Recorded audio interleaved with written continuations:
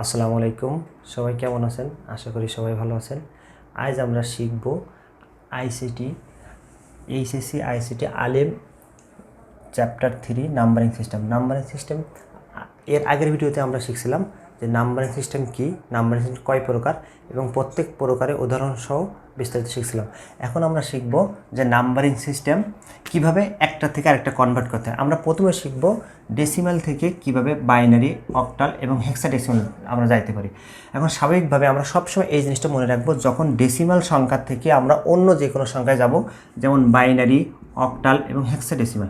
এখন আমরা জানি ডেসিমাল সংখ্যার বেজ হচ্ছে 10, বাইনারি সংখ্যার বেজ হচ্ছে 2, অক্টালের বেজ হচ্ছে 8, হেক্সাডেসিমালের বেজ হচ্ছে 16।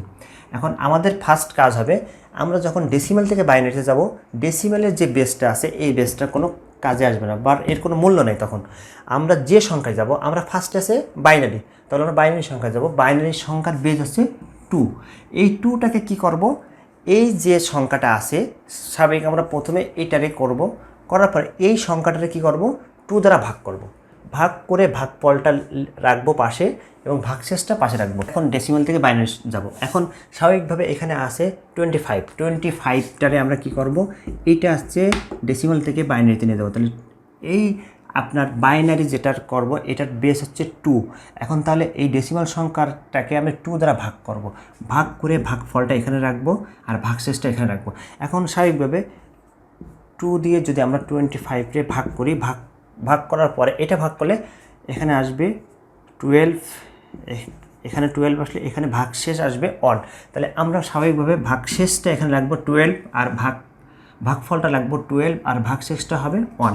এখন এই যে ভাগফলটা আসছে এটা আবার এখানে আসবে, এইটাকে আবার 2 দ্বারা 2 দ্বারা ভাগ করব। ভাগ করার পরে এখানে আসবে 6, ভাগশেষ আসবে 0। এই 6টারে আবার 2 দ্বারা ভাগ করব, ভাগ করলে এখানে আসবে 3, ভাগশেষ আসবে 0। এই 3কে যদি আবার 2 দ্বারা ভাগ করি, এখানে ভাগফল আসবে 1, ভাগশেষ আসবে 1। স্বাভাবিকভাবে 2কে যদি 3 দ্বারা 2 দ্বারা ভাগ করি তাহলে 1 2 1, তার মানে ভাগফল 1 ভাগশেষ 1, তাহলে ভাগফল 1 ভাগশেষ 1। এখন এই ভাগফলটা এখানে 1 ভাগ 2 এটা যদি করি তাহলে ভাগফল 0 এবং ভাগশেষ আসবে 1।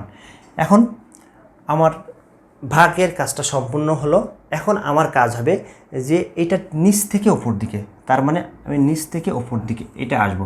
এটা আসবে এমএসবি আর এটা আসবে এলএসবি। এমএসবি অর্থ হচ্ছে মোস্ট সিগনিফিকেন্ট বিট এবং এলএসবি অর্থ হচ্ছে লিস্ট সিগনিফিকেন্ট বিট। এখন স্বাভাবিকভাবে যদি আমরা এই 25টারে ডেসিমাল থেকে বাইনারিতে কনভার্ট করি তাহলে আসবে হচ্ছে, এইটা যদি কনভার্ট করি তাহলে আসবে হচ্ছে 1 1 0 0 1। এটা হচ্ছে আপনার বাইনারি আসবে। তার মানে ডেসিমাল সংখ্যাকে যদি কোনো বাইনারি সংখ্যায় কনভার্ট করি তাহলে আমার ফার্স্টে কী হবে, যে বাইনারিতে কনভার্ট করব, যেহেতু বাইনারির বেজ হচ্ছে 2, তাহলে ওই যে সংখ্যাকে করব ওই সংখ্যাকে বেজ দ্বারা ভাগ, তাহলে 2 দ্বারা ভাগ করব। ভাগ করার পরে ভাগফলটা এখানে লিখব এবং ভাগশেষটা এর পাশে লিখব। আবার এই যে ভাগফলটা আছে ওইটাকে আবার 2 দ্বারা বেজ দ্বারা ভাগ করব, ভাগ করে ভাগফল এখানে রাখবো, ভাগশেষটা এখানে। এভাবে প্রত্যেকটা করার পরে তারপর আমরা নিচ থেকে উপর দিকে যাব এবং নিচ হবে এমএসবি আর উপরটা হবে এলএসবি। এবং আমরা স্বাভাবিকভাবে এই যে 25টা যদি আমরা করি ডেসিমাল থেকে বাইনারি করি, আমরা অ্যান্সার পাবো এটা। এখন আমরা যেহেতু এই পূর্ণ সংখ্যাটাকে আমরা বাইনারিতে কনভার্ট করলাম, এখন আমরা 2 নাম্বারটা করবো। এখানে আছে একটা পূর্ণ সংখ্যা এবং তার সাথে আছে দশমিক সংখ্যা। এখন ফার্স্ট এই পূর্ণ সংখ্যাটার কাজ হবে আমরা সেম যেভাবে করছি এইভাবে বের করব। করার পরে এই দশমিক সংখ্যাটার এই যেটার কাজ হবে, এইটা হচ্ছে যেহেতু এটা ভাগ করছি বেজ দ্বারা, তাহলে এটা কি করব, গুণ করব। তাহলে এইটা যদি গুণ করি তাহলে এখানে গুণফল আছে 25, এটা ভগ্নাংশ, এর ভগ্নাংশটা বেড়েছে তাহলে কত 0 25, এখানে পূর্ণ সংখ্যা হচ্ছে 0। এখন এই ভগ্নাংশ সংখ্যাটাকে আবার কি করব, আমরা এখানে গুণ করব 25 গুণ 2, তাহলে এখন এখানে হবে 0.50, এখানে হবে 0.50, এখানে হবে 0। এখন এই যে ভগ্নাংশটাকে আবার এখানে গুণ করব। এখন হচ্ছে 0.50 গুণ 2 সমান সমান হচ্ছে 1.00। তাহলে এখানে ভগ্নাংশ হবে 00, এখানে হবে 1। স্বাভাবিকভাবে আমরা যখন পূর্ণ সংখ্যার ক্ষেত্রে করছিলাম তখন নিচ থেকে ওপর দিকে গেছিলাম। এখন আমরা কি করব, আমরা ওপর থেকে নিচ দিকে আসবো। তার মানে এইটা হবে এমএসবি আর এইটা হবে এলএসবি।